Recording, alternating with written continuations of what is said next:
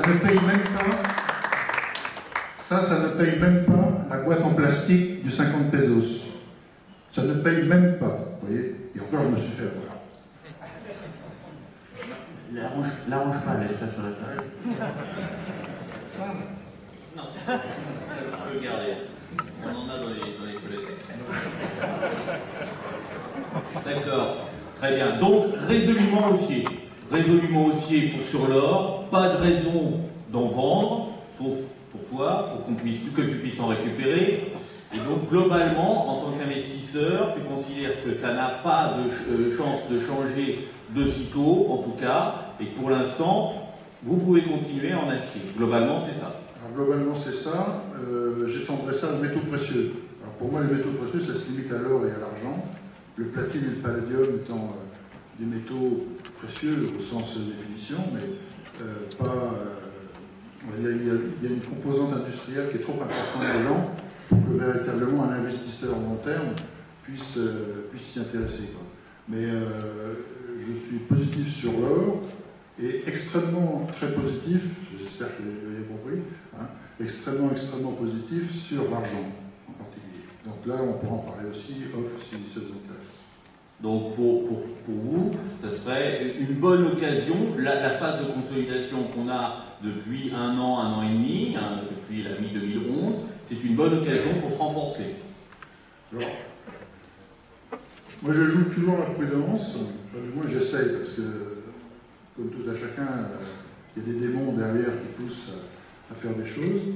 Pour ceux qui n'auraient pas de position encore ouverte, hein, vous savez, il y a une différence entre quelqu'un qui a déjà des positions ouvertes depuis 2005 et qui, lorsqu'il y a une consolidation, il ne sait même pas qu'elle existe, parce qu'en fait, il n'a rien vu. Hein. Et puis celui qui, effectivement, a acheté en octobre 2012, pardon, hein, puisque l'or, en euros, hein, moi je parle qu'en euros, hein, parce que le dollar, je ne connais pas. J'ai mes ressources, toutes mes ressources sont en euros, je dépense en euros, donc je réfléchis en euros. Pour moi, je ne fais pas de trading en dollars, donc effectivement, ça ne m'intéresse pas. Donc le top de l'or en euros, c'est octobre 2012. Quelqu'un qui est prudent attendra effectivement qu'on fasse un nouveau plus haut. Quelqu'un qui utilise un tout petit peu d'analyse technique pourra regarder le graphique en faisant un zoom sur la dernière partie de consolidation, et lorsque les cours dépasseront la droite de résistance baissière, hein, c'est une petite la droite qui couvre les sommets, le dernier sommet là-haut, hein, c'est une droite oblique. Si on dépasse effectivement cette droite oblique, à ce moment-là, on aura un bon signal d'achat court terme. Achat long terme, ce sera un nouveau plus haut. Voilà pour moi. Le nouveau plus haut, c'est de mémoire avec une petite note, c'est 1382 €, le nouveau plus haut d'octobre 2012. On va essayer de... Oui. Je sais pas si on peut avoir un zoom. Attends, on va essayer d'avoir également 2 petites secondes pour que je précise le...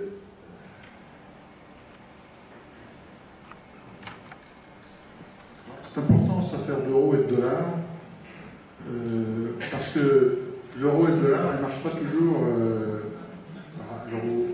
le pair euro-dollar ne marche pas toujours en décorrélation complète avec l'or. Faire attention, il y a des moments où il y a un gros gap, et il y a eu récemment justement une grosse décorrélation qui s'est produite, et les gens qui auraient effectivement investi dans une devise qui n'est pas la leur auraient pu avoir des surprises.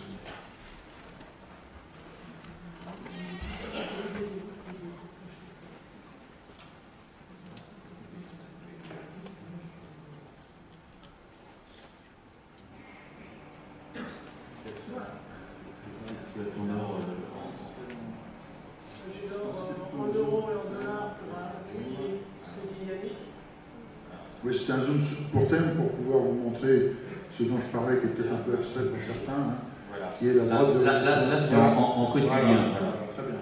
En dollars. Hein. Voilà. Donc en fait, lorsque vous avez une droite de résistance baissière, cette oblique coiffe tous les sommets, vous avez là un bon niveau à surveiller pour pouvoir rentrer à court terme. Voilà. Pour ceux qui sont long terme, investisseurs à 5-10 ans, vous en fichez de perdre 20 ou 30 euros par rapport à l'once. Hein. Vous attendez que ça fasse un plus haut. Hein. Et à ce moment-là, vous pouvez effectivement engager la mécanique d'investissement. Et sur le graphique hebdomadaire, c'est la baisse qui s'est produite depuis septembre à peu près, septembre 2012, là, et qui se poursuit depuis en 2013, d'accord? Et c'est ce point-là qui sont un graphique quotidien des livres. Ok. Mostafa, alors, sur l'or, est-ce qu'il faut encore acheter de l'or en 2013 ou tout vendre? Non.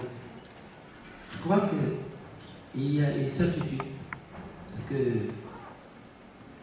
l'or n'a plus de possibilité de baisser, réellement. Il peut baisser un petit peu, mais le potentiel de hausse de l'or est fort. Et je crois que les experts ici présents d'or sont d'accord sur la hausse de l'or. Mais je pense même qu'il n'existe pas d'experts de l'or dans le monde qui pensent le contraire.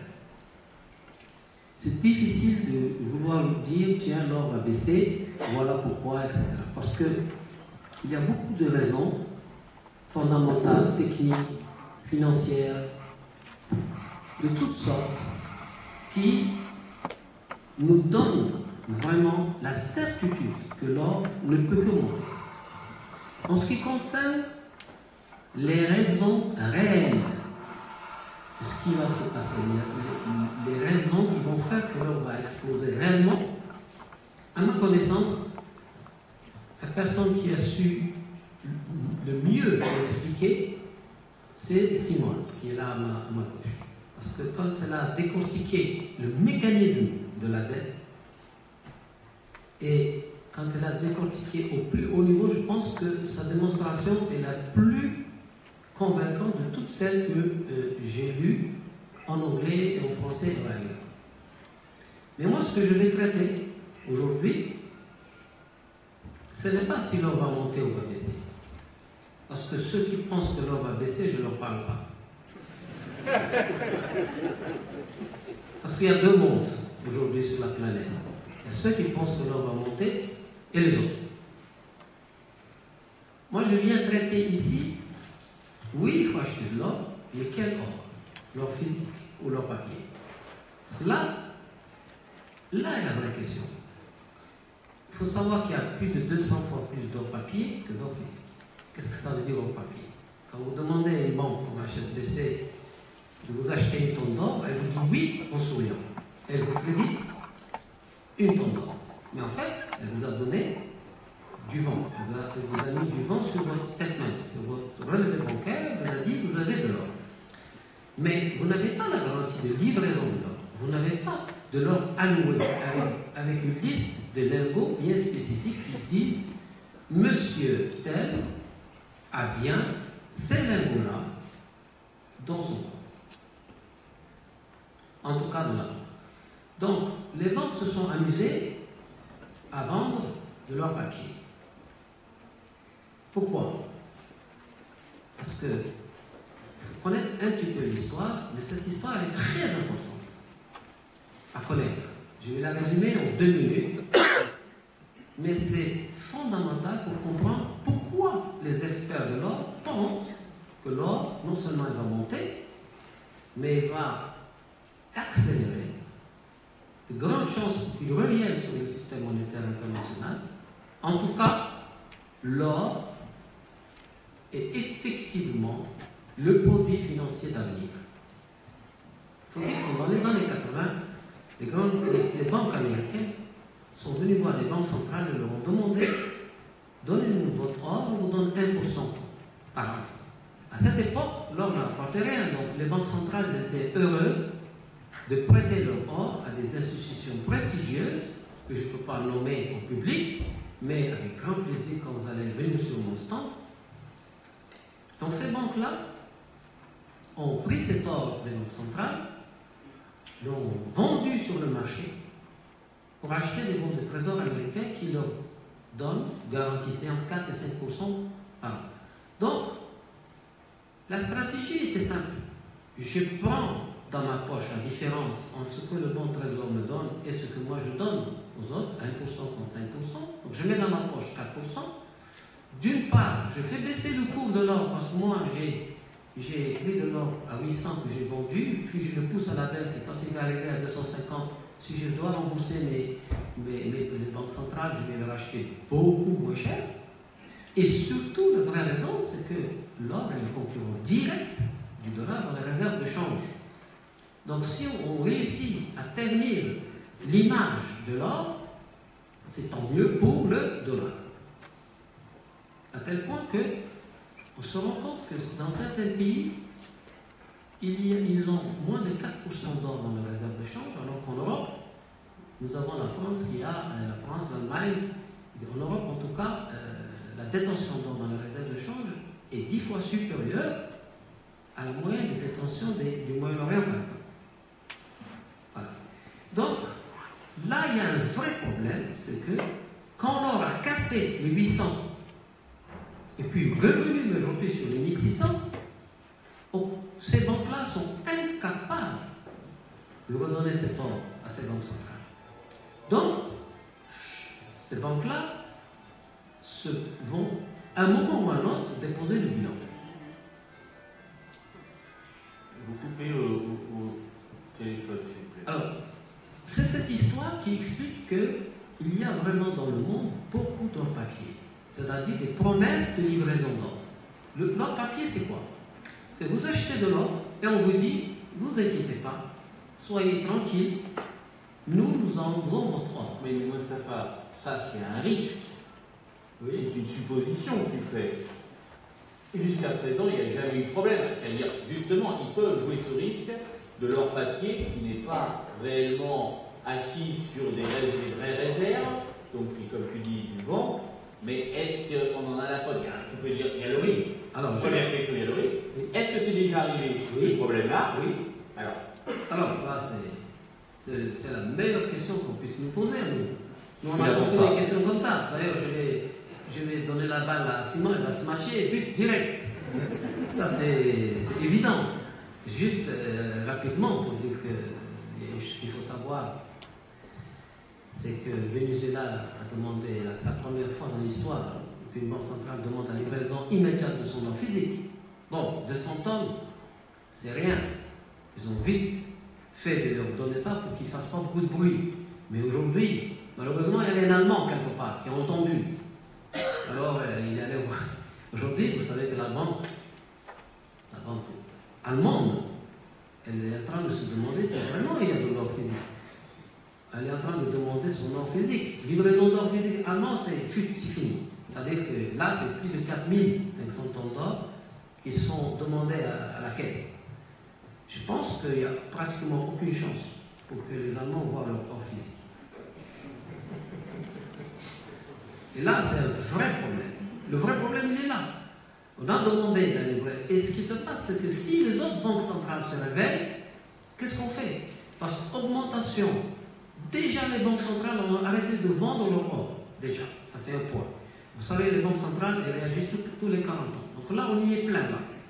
Donc déjà, il y a des banques centrales qui commencent à augmenter leurs réserves d'or. Si on a une augmentation de 1% d'or dans les réserves de change, il n'y a plus d'or en Suisse, il n'y a plus d'or à Shanghai, il n'y a plus d'or à Zurich. Déjà. Ça c'est un point. Donc, en réalité, il y a tellement de raisons, et des raisons profondes, où on ne peut plus faire marche arrière. C'est ça qu'il faut savoir. Il n'y a pas de solution. La seule solution, c'est que l'or a cassé 5 000 $, 7 000 $, 10 000 $. C'est ça la seule solution. On n'en a pas d'autre. Donc, je vais quand même rapidement passer la parole à Simon, parce que je pense qu'elle va vous parler de ce cas qu'André a évoqué. Avec grand plaisir, vous allez l'écouter. des livraisons du papier, du problème de livraison de papier éventuellement, c'est-à-dire de l'or qui serait basé, la vente de l'or papier, est-ce que c'est vrai, il y a un vrai risque là? Est-ce qu'il y a effectivement, ou est-ce qu'il y a une supposition qu'on peut faire? Alors, c'est pas, est-ce qu'il y a non, c'est pas une supposition. Il y a un moment, les Canadiens, je crois, alors là je suis désolé, je parle de mémoire, je crois que c'était en 2011, 2010 ou 2011, les Canadiens se sont agacés parce qu'avec les contrats à terme du COMEX, et alors les Canadiens sont des gros producteurs d'or, ils ont estimé que les contrats à terme étaient en fait une gigantesque escroquerie, étant donné qu'il y en a trop qui circulent et que personne ne demande livraison. Et on en trouve encore des traces sur Internet, donc ils ont fait une espèce de mouvement qui s'appelait Blowing Comex. Et l'idée était que tous les Canadiens qui avaient des contrats à terme demandent livraison de leur contrat en même temps pour pouvoir montrer qu'il n'y avait rien dans les entrepôts. Et en fait, il y a eu des contrats qui sont dénoués, mais là, qu'est-ce qui s'est passé? On a dit aux gens qui disaient moi je veux mon or, on leur a dit écoutez, on va vous donner 20-30% de plus, et puis s'il vous plaît, fermez-la. Et puis donc ils ont livré les Canadiens. Bon, moi c'est ce que je sais, c'est l'affaire connue qui remonte à la surface. Encore une fois, si vous tapez Blowing Comex sur Internet, vous en retrouvez des traces. Il y a aussi le fait qu'il y a des employés de ces trois banques dont je vous ai parlé, donc je ne peux pas les nommer parce que sinon ils vont venir m'embêter à Marrakech.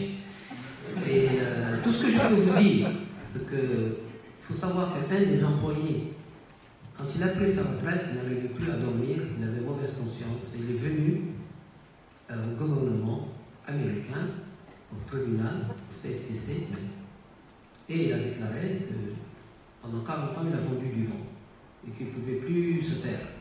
Il a expliqué le mécanisme qui consiste à vendre du vent en pensant qu'on vend de l'or.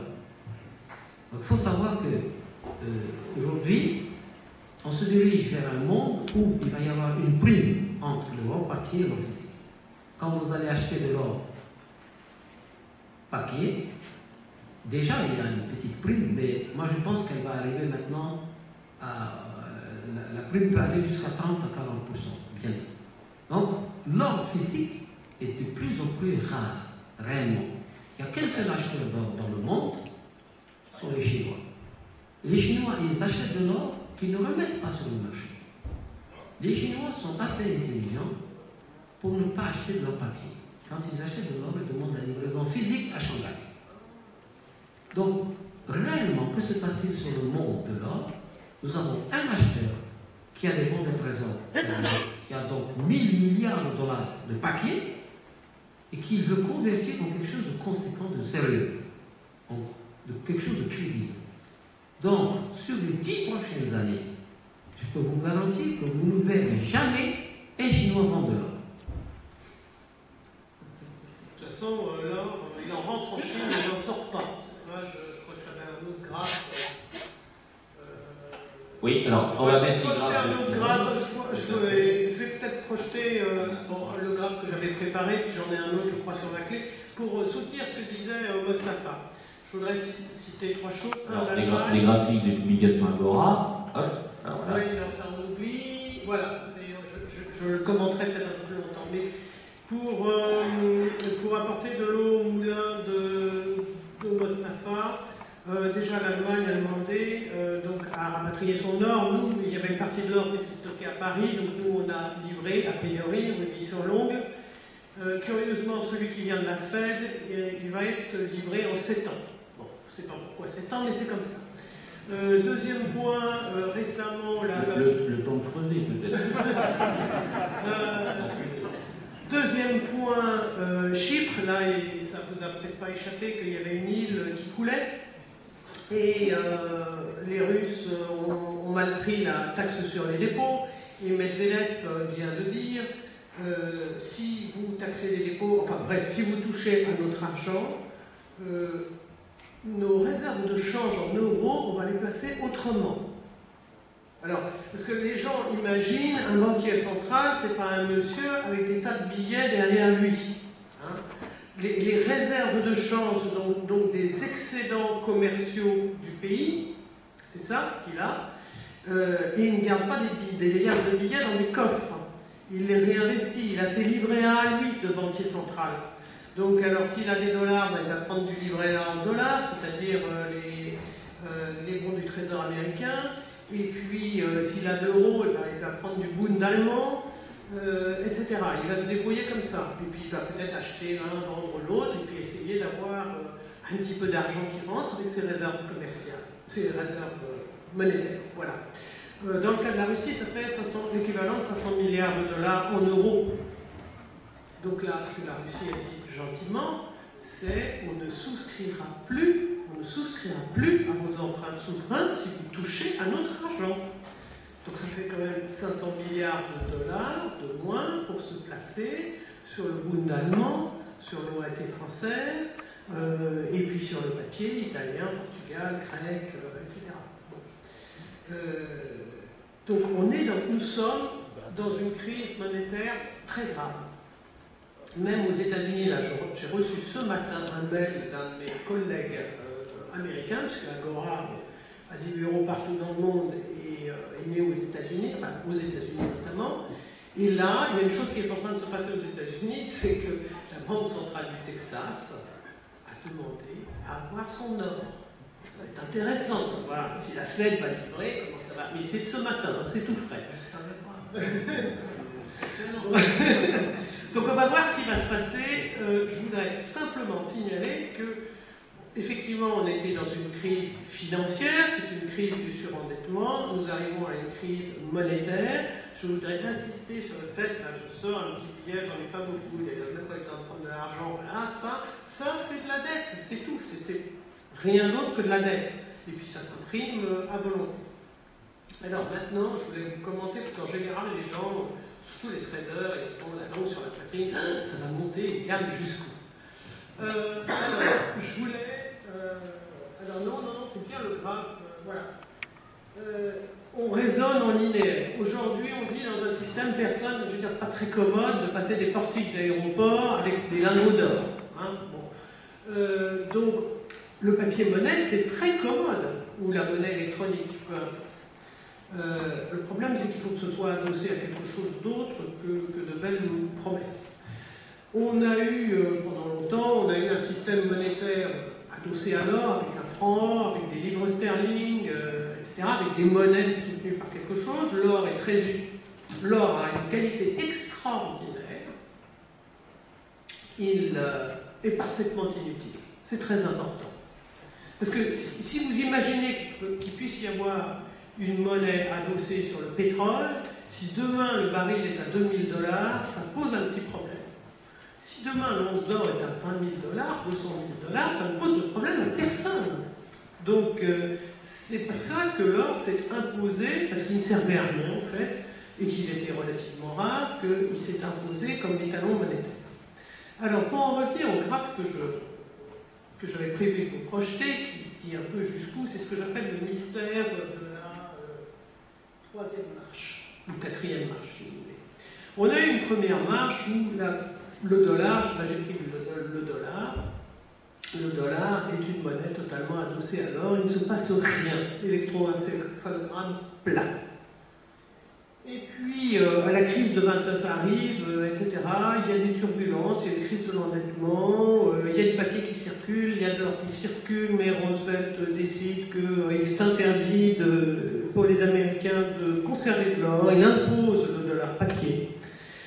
Et puis les choses se passent un petit peu mal et on monte une petite première marche, toute petite.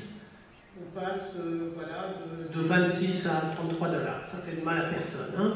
Après, ça revient dans l'ordre, mais paf, il y a la Seconde Guerre mondiale, beaucoup de dettes émises, beaucoup. Donc, mais tout ça se passe pas trop mal et on arrive où on va monter vers la troisième marche, le choc pétrolier. Alors le choc pétrolier, en fait, qu'est-ce qui s'est passé?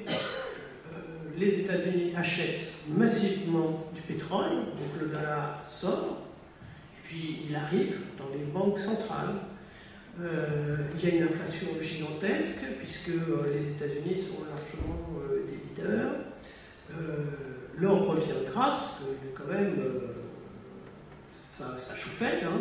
Je rappelle que pour mettre fin, alors on est monté, on a accédé à la troisième marche, pour mettre fin à la hausse de l'or, Volcker a poussé les taux de crude à 20%, alors que l'inflation était à 15%. Aujourd'hui, si s'il faut lutter contre l'inflation et que les États-Unis montent leur taux à 4% ou 5%, ils sont morts. Financièrement, morts. Ils ne peuvent pas, ils font faillite. C'est pareil pour nous, hein, c'est pareil pour tout le monde, je vous rassure, tout le monde dans le même bain. Donc nous voilà, après 80, les choses sont entrées dans l'ordre, l'inflation se maîtrise, les gens, le papier rapporte 5% au-dessus de l'inflation à peu près honnêtement mesurée, et le flic des monnaies, l'or, se réassoupit. Et tout le monde est très content avec du dollar, parce que finalement c'est très commode. Et puis on arrive à nos jours, et là on est en train d'accéder à la quatrième et dernière marche. Alors pourquoi j'appelle ça fractal? Enfin, bon, ça c'est parce que nous avons tendance à raisonner de façon linéaire. Les approches fractales sont des approches où on se sert d'échelles exponentielles. Il faut bien voir qu'à chaque fois, l'or n'est jamais revenu à la marche précédente. Hein. On n'est pas à 20 $, on n'y sera jamais. Parce qu'il y a une mémoire des prix. Donc, même s'il y a un nouvel ordre monétaire qui va s'instaurer, parce qu'encore une fois, personne ne prendra l'avion et ne passera les portiques d'aéroport avec le lingot d'or dans les poches, l'or ne reviendra pas au niveau d'avant. Il va se stabiliser sur une marche jusqu'à la prochaine bêtise. Ça, c'est pas grave, il y a des bêtises plusieurs fois par siècle dans l'histoire, ça n'a aucune importance. Ce qui est important, c'est de voir qu'on ne peut pas dire jusqu'où, parce qu'au moment où je vous parle, on imprime 85 milliards de $ par mois, les bulles continuent à enfler et l'ordre monétaire n'est pas trouvé. Donc on a parlé de la Chine qui fait acheteur. Alors, dès que nous appartenons aux pays émergents, criblés de dette, émetteurs de dette. Et puis de l'autre côté, il y a les pays, nous appartenons aux pays émergés, enfin aux pays dits riches qui ne sont plus riches que de dette, et puis de l'autre côté, il y a les pays émergents. Donc il y a ceux qui ont, eux, beaucoup de réserves monétaires. Donc il y a les Chinois, évidemment, il y a la Russie. En fait, dans l'ordre, il y a Chine, Japon, Arabie Saoudite, Russie. 4 pays. Énorme réserve monétaire. Eux, ils n'ont que de la dette de gens qui n'arrêtent pas d'imprimer. Donc ils sont quand même un petit peu soucieux. Et puis, dans une moindre mesure, l'Inde, qui vit avec une monnaie de singe, et les Indiens, eux, se servent de l'or. Même si on dit que c'est de l'or de Johari, en Inde, on échappe à la roupie en achetant de l'or. Bon, il se trouve qu'eux, on leur a mis une taxe douanière qui fait très mal. Oui, aussi, les gens sont très habitués à regarder les actualités occidentales quand on parle d'or. Le vrai marché du physique, il n'est pas chez nous. Chez nous, on se contente toujours d'agiter du papier. On n'a toujours pas compris.